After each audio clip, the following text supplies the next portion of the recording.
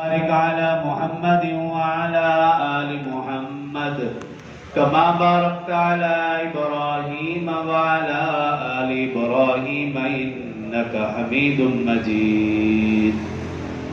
رب اشرح لي صدري ويسر لي أمري واحلل عقدة من لساني يفقهوا قولي.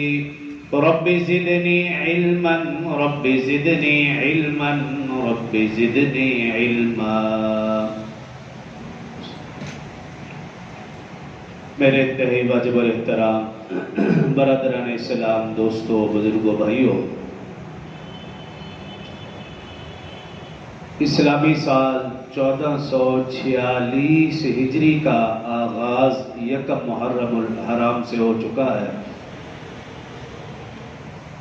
سب سے پہلے نئے اسلامی سال کے آغاز پر تمام احباب کو مبارکباد پیش کرتا ہوں.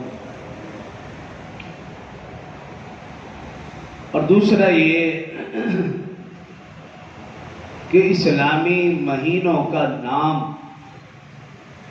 مسلمان کو آنے چاہیے،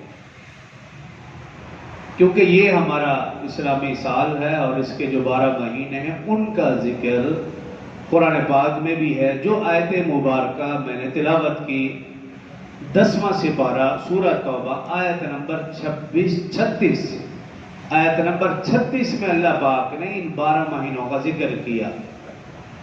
ان عدت الشہور، مہینوں کی تعداد عند اللہ، اللہ کے ہاں 12 شہرا، 12.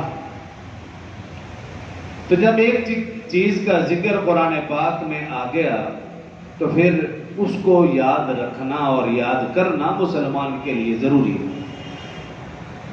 لیکن افسوس یہ کہ بڑوں سے پوچھ لیا جائے کہ آج اسلامی تاریخ کون سی ہے، مہینہ کون سا، تو بڑے بڑے بھی نہیں بتا سکتے.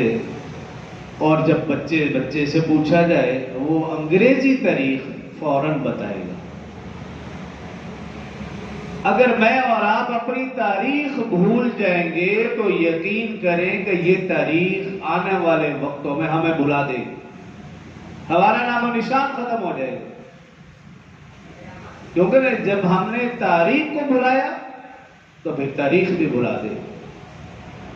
تو جہاں ہم انگریزی مہینوں کو تاریخ کو یاد رکھتے ہیں وہاں ضروری ہے کہ ہمیں اسلامی مہینوں کے نام محرم، صفر، ربیع الاول، ربیع الثانی، جمادی الاول، جمادی الثانی، رجب، شعبان، رمضان، شوال، ذوالقعدہ، ذوالحج، ان مہینوں کے نام آنے چاہیے. اگر جنوری فروری والا نہیں آتا تو کوئی بات نہیں.